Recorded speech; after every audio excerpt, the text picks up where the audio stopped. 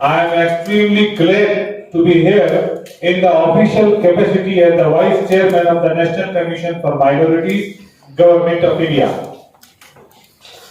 My purpose of the visit is generally to interact with the minority community and to formalize policies for redressal of their grievances, to inspect various schemes intended for the minorities, to evaluate the progress of 15-point program, and to interact with the prominent members of the minorities community. मुझे यहाँ आकर बहुत खुशी हो रही है, बहुत गर्व भी मैं महसूस कर रहा हूं कि मैं उस तारीखी जगह पर पहुंचा हूं जो भारतीय संस्कृति, गंगा जमुनी तहजीब, एकता, भाईचारा और प्यार के लिए मशहूर है। नेशनल माइनॉरिटीज कमीशन एक नए आइडिया के साथ, एक नए इनोवेटिव के साथ प्रधानमंत्री नरेंद्र मोदी जी के सबका साथ, सबका विकास और सबके विश्वास को के सपने को साकार करने के लिए दिल्ली से माइनॉरिटीज कमीशन के joint secretary, central work council के मेंबर जनाब हनीफ अली साहब, मैं, मेरे साथ माइनॉरिटी कमीशन की डायरेक्टर और अन्य अधिकारीगण उस विश्वास को अर्जित करने के लिए दिल्ली से 1600 किलोमीटर दूर चलकर आए हैं, जिस विश्वास का कमिटमेंट देश के यशस्वी प्रधानमंत्री नरेंद्र मोदी जी ने किया। इससे पहले कि मैं इस प्रेस कॉन्फ्रेंस की डिटेल आपको बताऊं, मैं सबसे पहले तेलंगाना की आवाम की तरफ से देश के यशस्वी प्रधानमंत्री नरेंद्र मोदी जी और हाई लेवल कमेटी जिसके चेयरमैन भारत सरकार के गृह मंत्री श्री अमित शाह जी थे, जिन्होंने अभी हाल फिलहाल में एक ग्रांट, एडिशनल ग्रांट कुछ 5 स्टेट्स के लिए पास करी है, जिसमें अरुणाचल प्रदेश, आसाम, उड़ीसा, उत्तर प्रदेश, और बहुत खुशी के साथ मैं ये बता रहा हूं कि तेलंगाना भी उन 5वीं स्टेट्स में है जहां फ्लड्स और लैंडस्लाइड्स के लिए जो 2020 में आए हैं, उसमें तेलंगाना को 245.96 करोड़ रुपए की हिस्सेदारी दी जा रही है। मैं तेलंगाना की आवाम की तरफ से प्राइम मिनिस्टर नरेंद्र मोदी जी का शुक्रगुजार हूं, इस हाई लेवल कमेटी के चेयरमैन भारत सरकार के गृह मंत्री श्री अमित शाह जी का शुक्रगुजार हूं, और इस कोशिशों को आगे बढ़ाने के लिए तेलंगाना से संबंध रखने वाले भारत सरकार के गृह राज्य मंत्री श्री जी किशन रेड्डी जी का भी धन्यवाद करता हूं कि उन्होंने इस मेहनत के साथ यहां पर तेलंगाना को राहत के इस पैकेज में 245.96 करोड़ की हिस्सेदारी का शेयर दिलाया। इसके साथ ही मैं आपको कुछ जानकारियां और भी शेयर करना चाहता हूं।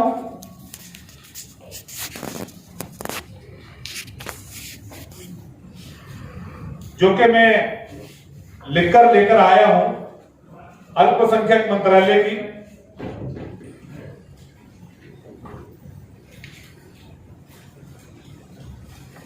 Ministry of Minority Affairs, Government of India has done the following for the welfare of minorities in the Telangana under Prime Minister's जन विकास कार्यक्रम। अल्पसंख्यक कार्य मंत्री, प्रधानमंत्री अल्पसंख्यक कार्य मंत्री श्री मुख्तार अब्बास नकवी जी, प्रधानमंत्री श्री नरेंद्र मोदी जी की अगुवाई में तेलंगाना में सर्वस्पर्शीय और समावेशी तुष्टीकरण के बिना सशक्तिकरण के विकास के लिए इतने समर्पित है कि मैं आपको ये बताना चाह रहा हूं कि अल्पसंख्यक मंत्रालय ने केवल तेलंगाना राज्य के लिए 883 करोड़ रुपए सैंक्शन करे अंडर प्रधानमंत्री जन विकास कार्यक्रम, और बहुत खुशी के साथ मैं तेलंगाना वासियों को ये बता रहा हूं कि श्री मुख्तार अब्बास नकवी जी के मंत्रालय ने, अल्पसंख्यक मंत्रालय ने 263 करोड़ रुपीस उसमें से रिलीज भी कर दिए, जो कि 11 कॉमन सर्विसेज सेंटर के लिए इस्तेमाल किए जाएंगे, जिसको हम सद्भावना मंडप भी बोलते हैं। कॉमन सर्विसेज सेंटर के लिए इस्तेमाल किए जाएंगे, 8 हॉस्टल्स के लिए इस्तेमाल किए जाएंगे, 41 residential school and 4 schools buildings were sanctioned for Telangana under प्रधानमंत्री जन विकास कार्यक्रम।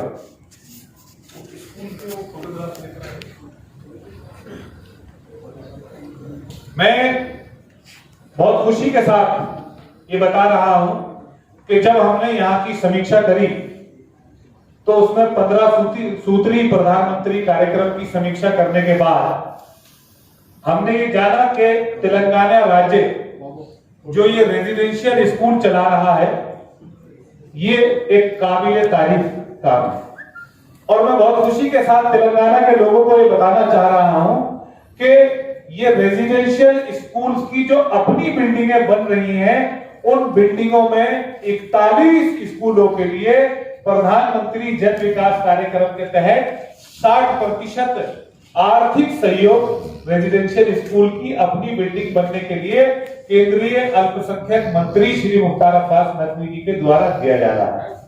और ये 50 से ज्यादा रेजिडेंशियल स्कूल सैंक्शन हो चुके हैं। ये मैं कहना भी चाहूंगा कि यहाँ पर जो राज्य की सहायता से जो ये रेजिडेंशियल स्कूल चल रहे हैं, ये बहुत अच्छे स्कूल हैं। मैंने इनमें जाकर विजिट करा और मैंने ये पाया कि वहां पर साफ सफाई का स्तर, वहां पर शिक्षा का स्तर, वहां के टीचर्स का स्टैंडर्ड और वहां के स्टूडेंट्स की स्किल्स डेवलपमेंट पावर को इंप्रूव करने के लिए जिस तरीके का प्रयास किया जा रहा है, उसकी तारीफ करना भी मैं जरूरी समझता हूं।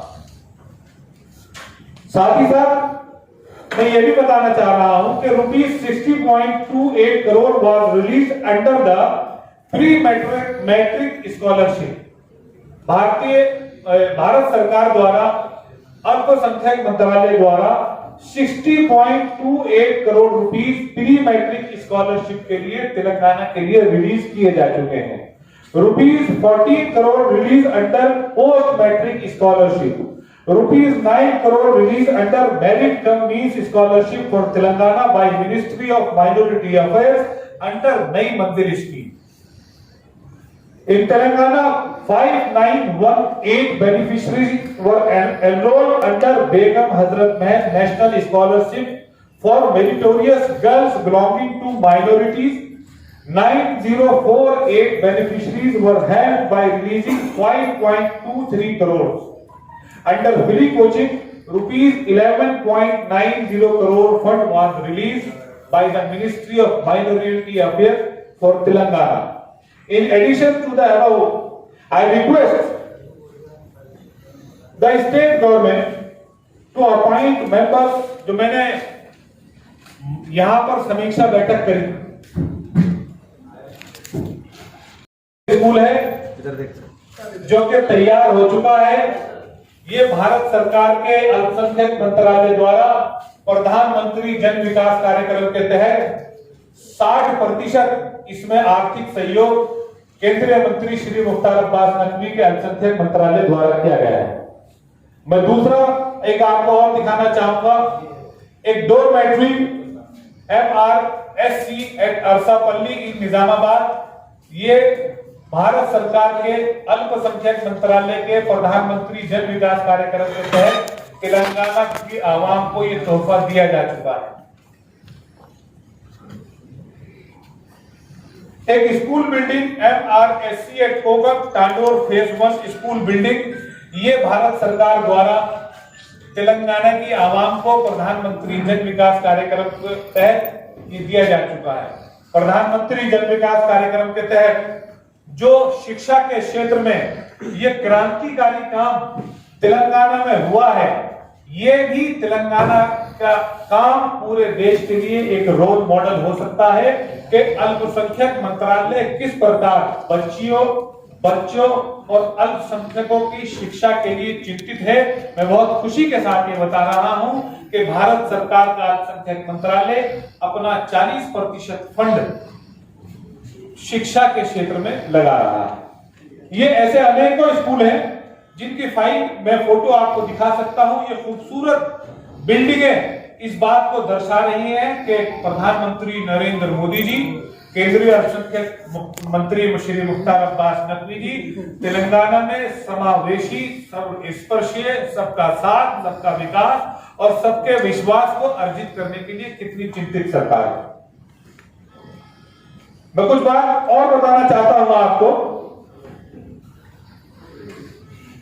कि हमने यहां पर इंटरेक्शन करा सभी समुदाय के लोगों से, जिसमें हमने सिख कम्युनिटी के लोगों से भी इंटरेक्शन करा, हमने जैन कम्युनिटी के लोगों से भी इंटरेक्शन करा, बोहरा कम्युनिटी के भी लोगों से इंटरेक्शन करा। सभी के बीच में प्रधानमंत्री जन विकास कार्यक्रम की बात हुई और सर्वस्पर्शीय और सशक्तिकरण की योजनाओं पर चर्चा हुई।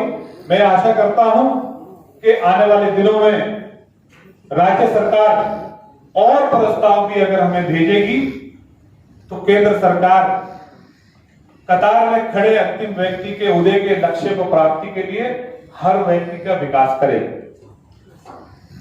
हमने हज कमेटी, वक्फ बोर्ड, इनके अधिकारियों से संपर्क करा, इनके साथ इंटरेक्शन करा। इस मामले में एक बेहद दुखद बात जो सामने आती है वो ये आती है कि तेलंगाना एक वाहिद ऐसा राज्य है जहां 3000 से ज्यादा संपत्तियां इलीगल एनक्रोचमेंट किया गया है, जहां तेलंगाना एक ऐसी जगह है कि अगर यहां की इलीगल एनक्रोचमेंट वक्फ की संपत्तियों से हट जाए तो 5 लाख करोड़ से ज्यादा की संपत्ति अकेले तेलंगाना में। लेकिन यहां पर जो वक्फ बोर्ड की हमारी मीटिंग हुई, उस मीटिंग से ये निकल कर आया कि यहां का वक्फ बोर्ड पिछले 5 साल में न तो इनकम बढ़ा पाया है, अपंग सा हुआ है। उसका बहुत सारे कारण हो सकते हैं। वक्फ बोर्ड की ये डिमांड है कि वक्फ बोर्ड को जुडिशियल पावर दी जाए। वक्फ बोर्ड में कोई परमानेंट सीईओ ना होना भी कारण हो सकता है, और भी बहुत सारे कारण हो सकते हैं। हम ये राज्य सरकार से मांग करेंगे, निवेदन करेंगे, उनको डायरेक्शन देंगे कि राज्य सरकार वक्फ की संपत्तियों पर जो अवैध कब्जे हो रहे हैं, उन अवैध कब्जों को छुड़ाने के लिए तुरंत कोई टास्क फोर्स का गठन करे। मैं सेंट्रल वक्फ काउंसिल को रिकमेंडेशन करूंगा कि पिछले 10 साल में, 6 साल में, 7 साल में वक्फ बोर्ड में जो इलीगल एक्टिविटीज यदि हुई हो तो उनकी जांच हेतु कोई इंक्वायरी कमीशन सेटअप किया जाए और जो कल्प्रिट्स पाए जाए उनके खिलाफ एफआईआर दर्ज करके कानूनी कार्रवाई की जाए। क्योंकि वक्फ संपत्तियों को आजाद कराना, वक्फ संपत्तियों को लैंड माफियाओं से, लैंड ग्रैबर माफियाओं से मुक्त कराना, ये प्रधानमंत्री नरेंद्र मोदी जी का सपना है। अल्पसंख्यक मंत्रालय इस पर बहुत बड़ा काम कर रहा है। अल्पसंख्यक मंत्रालय ने तेलंगाना राज्य को भी फाइनेंशियल मदद करी है, जियो मैपिंग और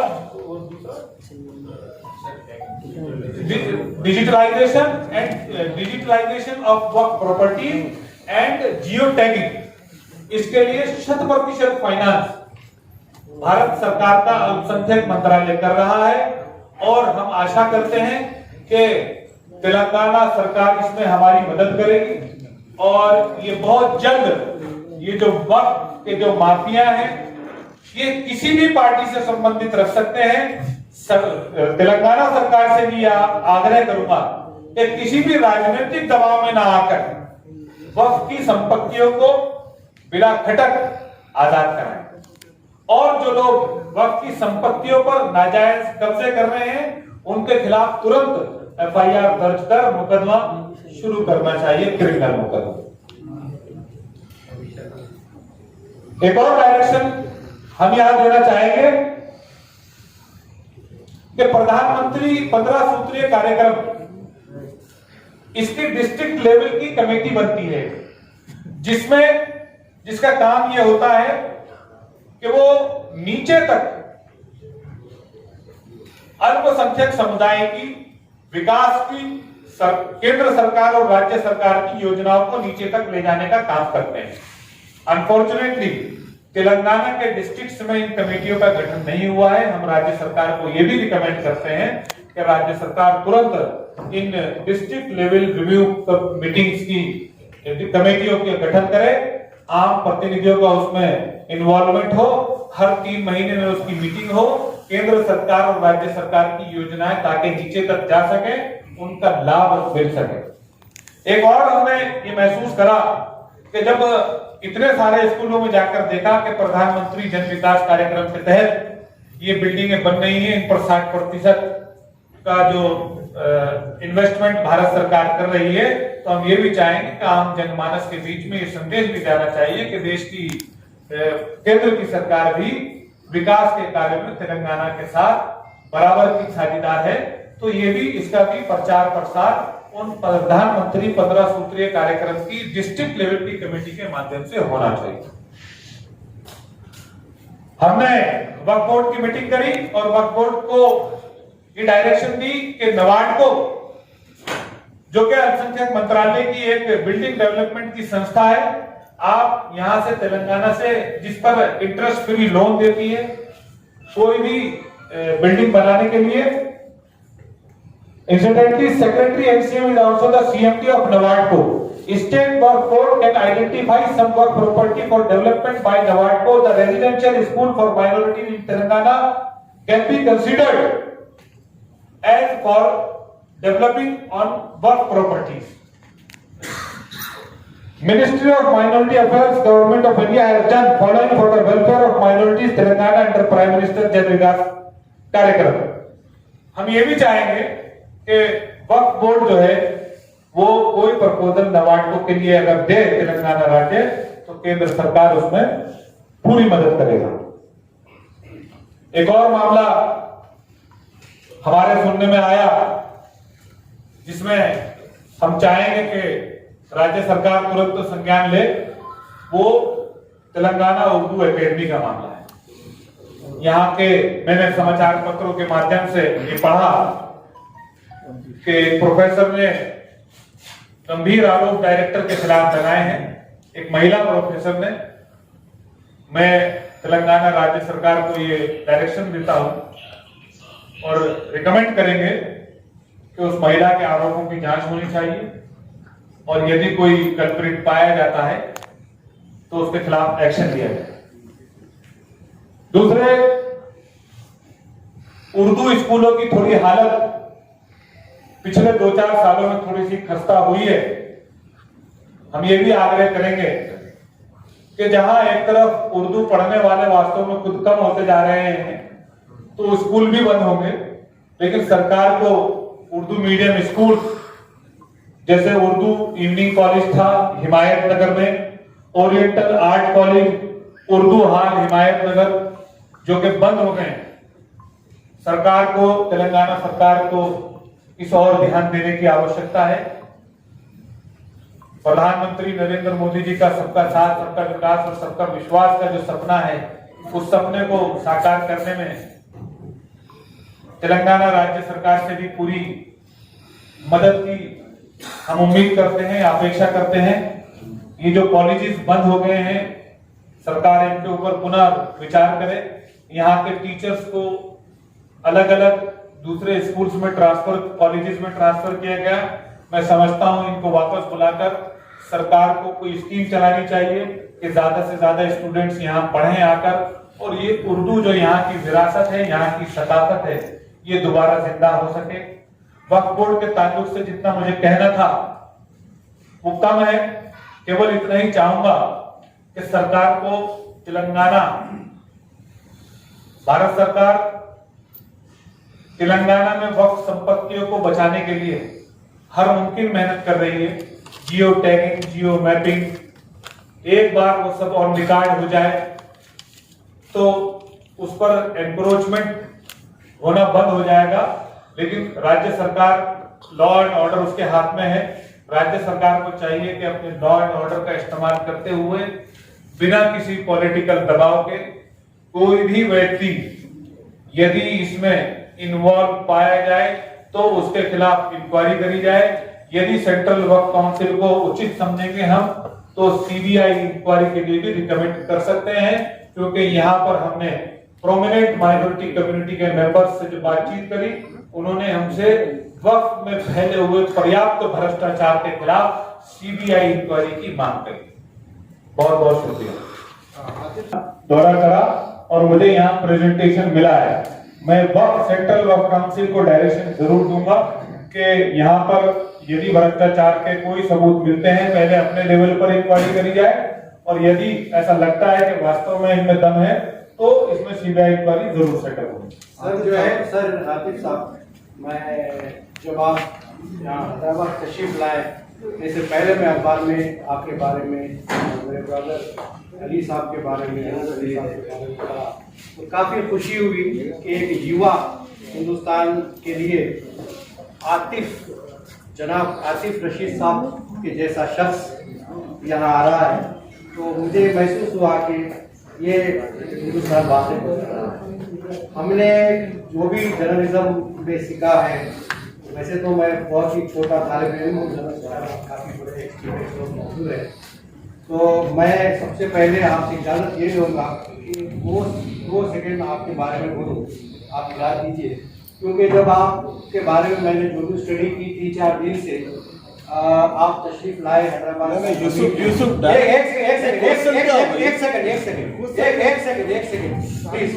प्लीज, तारीफ नहीं है यहाँ, तारीफ नहीं है, सुनिए, बात तारीफ की नहीं है। तो मैं आपसे ये अर्ज कर रहा था कि आप दक्कन की सरजमीन पे तशरीफ लाए और सबसे पहले आपने जुमे की नमाज मक्का मस्जिद में अदा की, ये काबिल तारीफ है। और आपका घराना हाफिज से है, मैं जहाँ तक मेरी जानकारी आप खुद भी हाफिज है और आपकी फैमिली में भी कई हाफिज हैं। तो मैं आपका जितना भी आपने अभी वक्फ बोर्ड के बारे में और यहाँ की माइनॉरिटी के बारे में जो कहा, तो उसमें मेरे जो पॉइंट्स है सिमिलर है। मैं अब यहाँ से आप पहली शुरुआत करता हूँ कि digitalize of complete Waqf record लगभग मुकम्मल हो गया है। हाँ, जो हमारे यहाँ तेलंगाना में संस्था की मदद से 5 साल में मेट्रो लाइन बन सकती है और 4 साल में एयरपोर्ट इंटरनेशनल तैयार होता है और 72 साल में वक्फ बोर्ड का प्रॉपर्टी डिजिटल नहीं होता है। देखिए मैं एक सेकंड एक मिनट कंक्लूड बहुत इंपॉर्टेंट है। सुनिए ना, आपका क्वेश्चन क्या है? क्वेश्चन बताइए ना। क्वेश्चन यही है कि मेरा डिजिटलाइज के लिए जितनी प्रॉपर्टी जो आपके प्रेजेंट गवर्नमेंट कर रही है उसको बहुत ही जल्द, ये अधिकार आपके साथ बैठे, बहुत ही जल्द से जल्द इसको कंप्लीट कर दिया जाए। और देखिए सेकंड जो मेरा है, यहाँ की जो तेलंगाना गवर्नमेंट का है वो आज भी किराएदार पे डिजिटलाइज मशीन से नहीं बल्कि जो है रिसिप्ट पे किराया लेती है, जिसमें बहुत बड़ा करप्शन हो सकता है, हो रहा है। इसको भी यहाँ तक के देखिए, आप मांगने वाला भी डिजिटलाइज मशीन से मांगता है, लेकिन आज तक 72 साल हो गए। ये भाई मैं आपकी बात समझ गया, मैं बुलेट पॉइंट बता रहा हूँ। बिल्कुल। जियो मैपिंग, जियो टैगिंग जी, और जीपीएस मैपिंग जी, और वक्फ प्रॉपर्टीज का डिजिटलाइजेशन, इसके लिए भारत सरकार पैसे दे रही है, 100% पैसे दे रही है। अब ये राज्य सरकार की जिम्मेदारी है कि इसको यथाशीघ्र कंप्लीट करें। हम डायरेक्शन देते हैं कि यथाशीघ्र तेलंगाना सरकार इसमें इंटरफेयर करे और इसको करे। दूसरे सुन लीजिए ना, अब आप माइक छोड़ दीजिए, बस मैं आपके सारे सवालों के जवाब दे रहा हूँ, ठीक है ना। दूसरे, वक्फ प्रॉपर्टीज पर इलीगल एनक्रोचमेंट यदि यहाँ पर बढ़ रहा है, 3000 से ज्यादा वक्फ प्रॉपर्टीज पर इलीगल कब्जा है, तुरंत उन पर एफआईआर दर्ज होकर क्रिमिनल मुकदमा दर्ज होना चाहिए, ये हमारी मांग। तीसरे, यहाँ आप प्रोमिनेंट मेंबर्स के साथ इंटरेक्शन में हमको ये बात जानकारी में आई है कि यहाँ पर हमसे बहुत सारे लोगों ने ये आग्रह करा है कि वक्फ बोर्ड में तेलंगाना में फैले हुए पर्याप्त भ्रष्टाचार के खिलाफ सीबीआई इंक्वायरी होनी चाहिए। हम दिल्ली जाकर इस पर विचार करेंगे, जरूर रिकमेंड करेंगे यदि हमें आवश्यकता लगे। चौथी बात, वक्फ संपत्तियों को लेकर तेलंगाना राज्य को किसी भी राजनीतिक पार्टी के दबाव में रहने की आवश्यकता नहीं है, एक्शन शुरू कर लेना चाहिए। वक्फ बोर्ड में परमानेंट सीईओ का अपॉइंटमेंट होना चाहिए। ये हम तेलंगाना सरकार से आग्रह करते हैं, उनसे रिक्वेस्ट करते हैं कि वो यहाँ पर तुरंत वक्फ संपत्तियों को बचाने के लिए परमानेंट सीईओ का अपॉइंटमेंट करें। ये वक्फ से संबंधित हमारी रिकमेंडेशन है स्टेट गवर्नमेंट को। सेंट्रल गवर्नमेंट का जो कंसर्न है, सेंट्रल गवर्नमेंट अपना काम इसमें कर रहा है। ऐसे ही मैं ये बता देना चाहता हूं कि जो फ्लड रिलीफ के लिए ये जानकारी मैं यहाँ पर साझा कर रहा हूं। अभी अमित शाह जी ने जो घोषणा करी है उसमें 245.96 crore thanks from Telangana to the union home minister Amit Shah ji, prime minister Narendra Modi ji and G Kishan Reddy. और मैं आपको बुलेट पॉइंट्स बता देता हूं कि ₹883 crore was sanctioned under PMJDK and 263 crores were released so far। ये बुलेट पॉइंट आप समझ लीजिए कि अल्पसंख्यक मंत्रालय ने प्रधानमंत्री जन विकास कार्यक्रम के तहत 883 करोड़ रुपए यहाँ के लिए पास करे हैं तेलंगाना के लिए, जिसमें से 263 करोड़ रिलीज कर दिए हैं। 11 कॉमन सर्विसेज सेंटर बनेंगे, जिसमें से 8 हॉस्टल बनेंगे, 41 रेजिडेंशियल स्कूल बनेंगे, 4 स्कूल बिल्डिंग बनेगी जो कि इस पीएमजीडीके के माध्यम से अप्रूव हो चुके हैं। पूर्व तेलंगाना के उर्दू एकेडमी के डायरेक्टर के बारे में गंभीर आरोप लगे हैं, उनकी जांच होनी चाहिए और उसको उर्दू एकेडमी को फाल और एक्टिव बनाने के लिए सरकार को फौरी कदम उठाने की जरूरत है। स्कूल जो इस कदर बंद हो रहे हैं ये तशवीश का बाइस है। हाँ, मैं तेलंगाना राज्य की एक स्कीम की बहुत तारीफ करना चाहता हूँ कि तेलंगाना राज्य जो ये रेजिडेंशियल स्कूल चला रहे हैं ये काबिल तारीफ है, बहुत अच्छे स्कूल हैं। यहाँ पर इनका निजाम तालीम अच्छा है, स्कूल की बिल्डिंग अच्छी है। जो कमी है उसमें सिर्फ ये है कि वो किराए की बिल्डिंगों में अभी तक चल रहे हैं। केंद्र सरकार 41 स्कूलों में सहयोग कर रही है और प्रपोजल आएंगे तो और प्रपोजल भी मना किया हम पास करें। वक्फ बोर्ड में रेजिडेंशियल स्कूल के लिए वक्फ बोर्ड की जमीनों को सरकार को इस्तेमाल करना चाहिए। सरकार ने तो लिखा है, जगह भी आइडेंटिफाई की है, सीएम का ख्वाब है रेजिडेंशियल स्कूल, लोग पढ़ेंगे, दूसरे पढ़ेंगे तो आगे बढ़ेंगे। ये दूसरे का ख्वाब है। यहाँ क्रिश्चियंस के लिए क्रिश्चियन फाइनेंस कारपोरेशन का बनाना बहुत अच्छी चीज है, लेकिन उसको ये भी सुनिश्चित करना चाहिए कि कितने क्रिश्चियंस को क्या क्या लाभ दिया जा रहा है, इसके लिए भी कोई मैकेनिज्म तैयार होना चाहिए। राज्य सरकार केंद्र सरकार के साथ सबका विकास और सबके विश्वास को अर्जित करने के लिए जितना भी काम करेगी, केंद्र सरकार उसमें उनके साथ सहयोग करने के लिए तैयार है। बहुत बहुत धन्यवाद। आप तेलंगाना की बात करिए। तेलंगाना का मैं बता चुका हूँ 863 करोड़ रुपए सैंक्शन हो गए हैं, 263 रिलीज हो चुके हैं। सुन लीजिए, जहाँ यूटिलाइजेशन सर्टिफिकेट आ रहा है वहाँ फर्दर ये रिलीज किया जा रहा है। रिलीज कितना हुआ सेंटर ने, रिलीज कितना 263 करोड़ टोटल बताओ। 5 टोटल पूरा हिंदुस्तान का जब करेंगे तो बताएंगे। अभी तेलंगाना की बात करिए आप। सर, उर्दू एकेडमी का जो आपने अभी जिक्र किया, जो मतलब आपकी इंक्वायरी आ चुकी है, पुलिस से उसकी इंक्वायरी आ चुकी है, क्लियर है, ये सरासर एक कॉन्स्पिरेसी है। इसकी आप जान कराइए अपने अधिकारों से, यहाँ के जो भी राज्य सरकार इसकी चिंता करे। और कोई क्वेश्चन किसी का? आशुर खान है, कंजर्वेशन और प्रिजर्वेशन, जितने भी आशुर खान आप गए तो उसके कंजर्वेशन और प्रिजर्वेशन के लिए कुछ उन्होंने हम लोगों को अपनी रिक्वायरमेंट दी है, हम उन पर विचार करेंगे।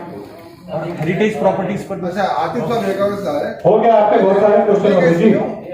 सवाल जो है वो नहीं है जी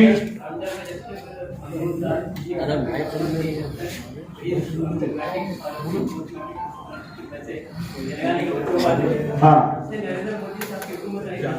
गलत कह रहे हैं। मैंने आपको डिटेल दे दी है। ₹60.28 crore was release under the pre matric scholarship. सुन लीजिए सुनिए, पूरा रिकॉर्ड दे रहा हूँ आपको एक साल का।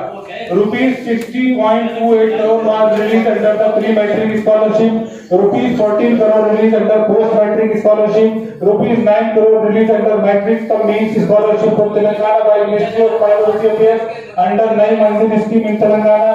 5918 beneficiaries were enrolled and under Begum Hazrat Mahal National Scholarship Scheme for meritorious girls belonging to minorities, 9048 these beneficiaries were helped by releasing 5.23 crore. Under free coaching, rupees 11.90 crore fund was released in addition to the above. और बताइए. Okay, thank you all. Thank you very much.